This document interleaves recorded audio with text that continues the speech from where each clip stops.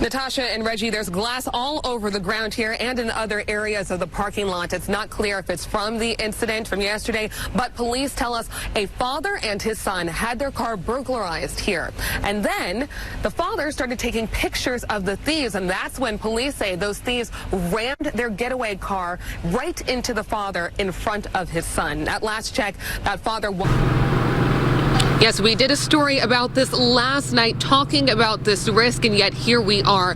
We showed people this earlier, and I want to bring it back to give some others some perspective here. This is a bullet that was shot into the air and came down on the ground in Oakland near the Coliseum. Investigators at this point do not know the type of bullet that was used in this case, but something like this is in that 6-year-old girl's head right now. Hey, Reggie. Well, the Mastic Senior Center here has been buzzing with people trying to get their hands on these. And Carol behind the desk is the lady with the answers. What's the magic number, Carol? 2,000. 2,000 masks given out today. And the magic time?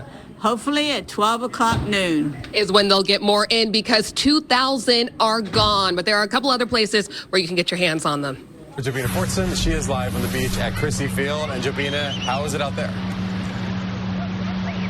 Well, I'm probably at one of the most comfortable places to be right now. We've got the sand in our toes, the breeze coming off of the bay here.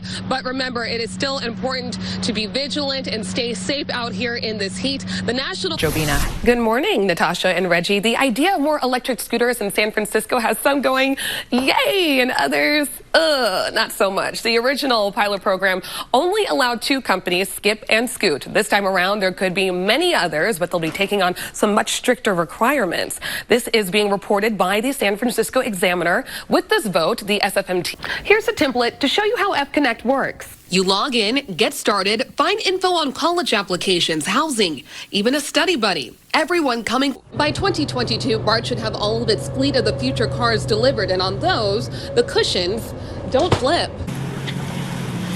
Hi, Jessica and Natasha. We were coming from San Francisco and past this crash. Unfortunately, there was no way for us to safely turn around to get into those westbound lanes. So I'm going to show you all where we are right now. This is the carpool lane approaching the maze here. Once we come over this area, we will enter to the far side of the toll plaza there. But as you can see, that is going to take us a long time to get there.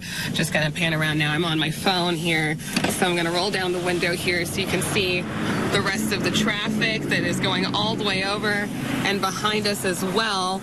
We've been seeing a lot of motor. Young man has owned the store here in Berkeley for 38 years and never had a problem until last week when the robbers stole $10,000 worth of merchandise, and he's hoping his cameras can help catch them.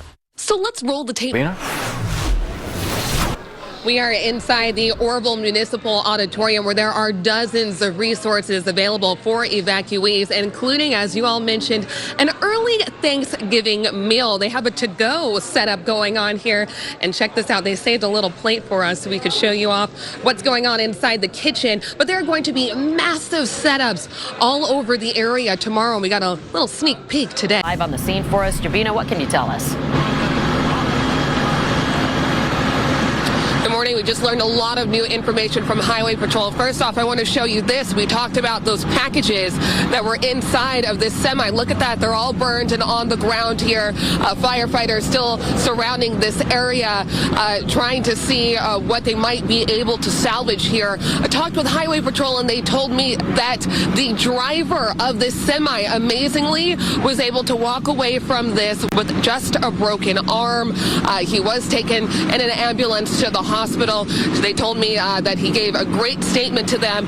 What happened here was, they say that this morning the semi was coming over the hill down here northbound on 101, and before he arrived here, we're going to take around the corner because we have to show you what else was involved here.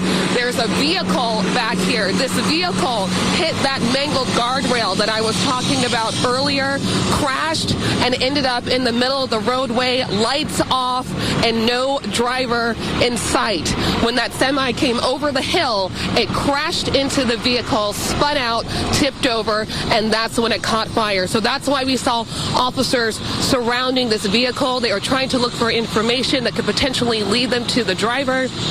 When I talked with Highway Patrol, they initially thought that maybe they had someone that could have been the driver. That person was not in it. So at this point, they are still looking for the person responsible for this.